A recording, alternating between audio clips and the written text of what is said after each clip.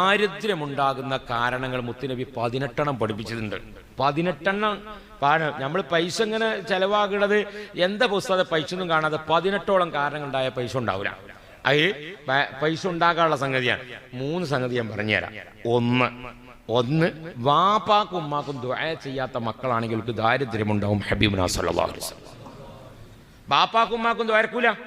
എന്നും ബാപ്പാക്കും ഉമ്മാക്കും ദ്വാരക്കണം. മരിച്ച വാപ്പിയമ്മയാണെങ്കിൽ മഗ്ഫിറത്തിന് ദ്വാരക്കണം, എവിടെങ്കിലൊക്കെ ദ്വാരപ്പിക്കും വേണം.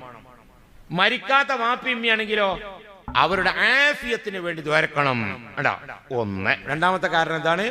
വാപ്പയുടെയും ഉമ്മയുടെയും പേര് വിളിക്കുന്ന ആളുകൾ ഓൾക്ക് ദാരിദ്ര്യം ഉണ്ടാവും. ഹബീബുനാ സല്ലല്ലാഹു അലൈഹി വസല്ലം ബാപ്പന്റെ ഉമ്മനി പേരെങ്ങനെ വിളിക്കല്? മുഹമ്മദ് ഫാത്തിമ വിളിച്ചാൽ മതി. പക്ഷെ നമ്മളെ മലപ്പുറം ജില്ലയിൽ ഒരു പ്രയോഗം ഉണ്ട്. അവിടെ തന്തപ്പൊടി തള്ളപ്പൊടി അല്ലേ? നമ്മളൊക്കെ പറഞ്ഞാണ്. നമ്മളിങ്ങനെ ഒരാൾ സംസാരിക്കുമ്പോൾ 9 മണിയായ